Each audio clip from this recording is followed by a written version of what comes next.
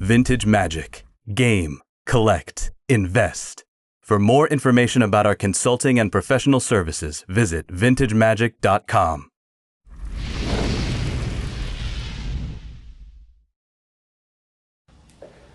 All right, hey, so this is so exciting for me. I got to see my old buddy, Ron Neal. Ron and I worked at Boeing together, like from the late 80s to the early 90s. We know a lot of the same guys. So we've been spending the whole time talking about war stories from back then. So it turns out that I was in Boeing one day, not long after Magic got made, and I was so excited. I was handing out decks of Magic cards to people that I worked with at Boeing. And one of those guys kept the cards. How sweet it is. You know, there's been a time when I said, Ron, no, open those decks and play those cards. These cards are meant to be played with. But no, he did the right decision. He kept the deck and the booster pack, and they were in amazing condition. I can't believe it. And I guess they're worth some money now. Well, they've been in my desk drawer, sealed in a Boeing cellophane mailer for the last 30 years, and except for showing them one time to my grandson and maybe a couple other people, they've never been taken out. Wow. And I started following. Did you realize you won the lottery? Yeah. So, thanks to Peter. So let's talk about, guys, this is an amazing story. Ron, you shared with it earlier. Walk us through what the events that you guys met each other in the stairs.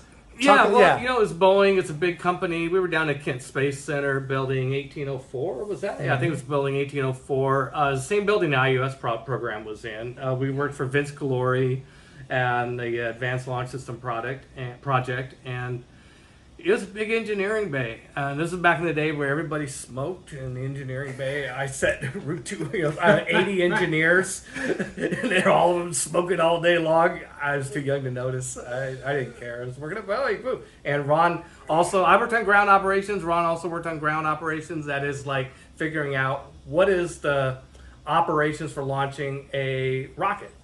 Yeah. Checking it out, making sure it's ready to succeed at its mission. Yeah. You just don't put it together and launch it like Elon Musk does. Yeah. So we worked. They test to failure, we test to succeed. That's just a philosophy. I'm not saying Elon's wrong. No. But yeah. So no, we were mostly working for NASA and the Air Force in those days. So have contracted Boeing to do. We did a whole bunch of proposals with different programs. We even tested some things once in a while. We dumped an engine into the ocean once, just stuff like that. I didn't personally. I talked about like I was there. No, I was a young computer programmer sitting at a desk all the time. I didn't do any of the exciting stuff, but it was fun to know that was going on. Peter, you started at Boeing when again? I started at Boeing in 1987. Got it. And I was there in 1990 when I started Wizards of the Coast. I was doing that on the side. And then in 1993, when Magic came out at Gen Con in August of 1993, the day after I got back, I quit my Boeing job. And my boss was really happy because he'd invested in Wizards of the Coast. He did? Yeah. Oh, that's good. Yeah, my boss invested in Wizards. What is your boss's name? Bruce Lindquist. Oh, there we go. Oh, yeah. Bruce. Yeah. Wonderful. Yeah, he was a BCS guy. Yeah. So the story goes, according to Ron, basically they met, they were passing by the stairs, and Peter had some, did he have a box with them? I think I asked him, and he told me I just got back I knew he was going to Belgium or Netherlands to get the first printing. And I said, well, how did it go? And he said, well, here. And he handed me this pack of Alpha Starter Set and the booster pack. Yeah. And I'd had an That opportunity. might have been the day I quit. That might have may been the day I got back from Gen Con. That might have been my last day rather at Boeing. than from Europe? Yeah. Okay. Well, yeah, I don't know. Maybe I just come back from Carter but who knows where I came from. I never was quite sure where I was at. I had an opportunity to invest, and I didn't have the money at the time, so I invested in the cards. Right. Guys, we had this amazing video with Brian Weissman when we talked about the first days of Gen Con.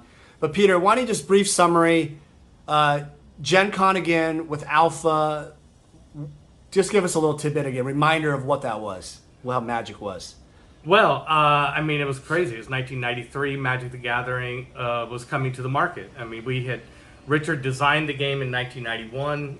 It took us 2 years to get from his initial idea to printed product. I mean, that's a long story. We use up all your disk space on that telephone there. But eventually, Magic, a long journey, but eventually it all culminates in Magic the Gathering being released at Gen Con in August of 1993. And that was just a crazy. I mean, that was probably the best week of my life. It was first of all, the cards were late, so like everything was riding on this release, and Thursday through Sunday are the show dates. And Thursday we didn't have any cards yet because they hadn't arrived yet. And Friday morning they hadn't arrived yet. It was like Friday at 2 in the afternoon, almost halfway through the show, the Magic cards finally arrived, and we had people that were waiting at our booth who walked with us back to the dock and helped us carry all these cases of alpha. Wow. Man. Each case of those cases is probably worth $1 million now. Oh, more than that, yeah. More than that. Up to our booth, and then we started selling them, and then and they sold. So at that moment when it was doing well, Peter, were you thinking, I think I'm done with Boeing? At that point, or were you at what point did you decide? Well, let's be clear. I love working for Boeing. I mean, I like working with this guy and all the other guys that we worked with. But I just always knew I was just the tiniest little cog, like a little, like the etching in the top of a screw. That's how how big I was in the Boeing machine. It was like, so I at 1990 when I started Wizards of the Coast, of course my dream was to have my own game company. And to eventually not have to work at Boeing to make a living, hopefully to eventually make a living selling games, which I eventually got to. That's amazing, absolutely amazing. All right, so So just being here, guys, right now, like not seeing each other for years, it's like you guys talking at the restaurant.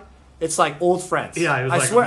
I mean, like it was yesterday. I don't even think I was around. I honestly was just sitting there, just like, hi, wife, how's it going? Daniel, we just ignored Daniel. Well, you know how it is. Yeah, it's like you get together and it's like you start going through. It's always the same conversation, which is like, hey, whatever happened to this dude? Right. Yeah. Hey, do you remember that guy? Do you remember that gal? No, they were all guys. It was an engineering bay at Boeing. It was all guys. It's just the way it was. And just remembering who everybody was and a few stories. It's when crazy. People ask me what I miss about Boeing, I said it's the people and the relationships. Yeah. Absolutely. I don't miss the bullshit of corporate. Oh. decisions. And now you can say that because you're retired. Right. There's no that. Yeah. I like that. He told me a good story briefly about he was offered the $25,000 to invest because that was the minimum investment Wizards. Peter, talk about like you were working at Boeing, you went all in on this thing, right? Mm-hmm. You pretty much being an entrepreneur, you're working, making money, creating this business, getting people to invest. How does that work? Like, I'm an entrepreneur. How do you do that when you're on a larger scale and needing money, right? Getting money. How do you do that? Well, there are lots of ways to raise money. All of them are hard. Right. Now, it's weird. Sometimes you'll run across some cocky entrepreneurs because I never spend more than a week raising money. Well, do you have like a packet, or do you just talk to someone and say, hey, we need $25,000, or do you have like what you do, I did it the hard way. I wrote a business plan and got comments on it and wrote drafts of business plan and just went out talking to people, and asking people for money. Say, hey, I got this business plan. I'm raising money. And it's a lot of turning over stones, trying to find somebody that has the money. And the odd thing is that the people that I thought would invest were not the people that invested. And most of the money I raised for Wizards back in those days was money from people I didn't know at the start of the process, other than like John Jordan, who we talked about earlier. Right. So, but it literally almost any conversation I was in, I would say, by the way, I'm raising money for our company. It's really cool. It's a games. Heard Dungeons and Dragons? Would this be like a SPAC today? A SPAC? Special purpose company. They're doing on the no, it was a limited. It was a corporation. Yeah. It was a corporation. And so I was selling stock, and every conversation I was in just. And what was the number? When it ended with no, I don't want to invest, I would say, well, do you know anybody who might want to invest? And so I don't think I've ever asked you this. How much did you guys need to have to invest, like to start the company, or? Well, it didn't all came in one. It dribbles and drabs, multiple rounds. The first round. Over the 3 years from when I first started to when Magic came out, which is really, we were taking investments right up until Magic came out, even shortly thereafter. That was 3 years, and we raised about $300,000 total. Well, Peter, can I just like go back in time and geez Louise. And what is 300,000 selling to Hasbro? What does that equate approximately? What is I don't even know what the stock share price was. Well, I mean, what's an easy number? What's $10,000 and what does $10,000 make you? You're trying to make me do quick math. Yeah, off the top of my head, quick math. In the middle. Well, approximately. It's at least somewhere between 500 to 1 or 500 to 1 or to 2001. 1,000 would be a billion. Oh my God! So, well, we sold the company for $500 million. Right. Rounding it up a little bit, and but you can't just do 300,000 into that and figure out the multiple, because a lot of the equity went to employees. Like, I didn't put any money into it, but I ended up with equity because I was founder of the company. Right. And then basically anybody who worked at Wizards during the 90s ended up getting a piece of the action, because Vince Glory taught me that. So everybody should. Thank you, Vince. Thank you, Vince. Yeah, every employee should have a piece of the action. So long story short, investing in it was one of the greatest. It was an incredible story, right? Incredible journey. And these two items here are the genesis of the whole thing. And I gotta say, guys, the story. I mean, I've seen these quite a bit over the years, but I've actually seen alpha booster boxes. Yeah. And I gotta tell you, man, the story is way more incredible than the product. Even though we should just open this right now. I wish I'd had $25,000, but I didn't. It would have been amazing. All right, guys. Well, hope you guys enjoyed this part of the video. The final part is Peter is going. Oh, hold that. All right, we're gonna final part of the video is we're gonna have Peter write a quick COA saying that these serial number items are what they are, and then we'll be done. And Peter, thank you again for inviting us to your home. Thank you. You're welcome. Apparently, we come here quite often to film. I like that. Ron, thank you for coming to Mount Vernon. I know it's quite the drive. And guys, thank you again for watching, and let's enjoy the next part of the video. Thank you. All right.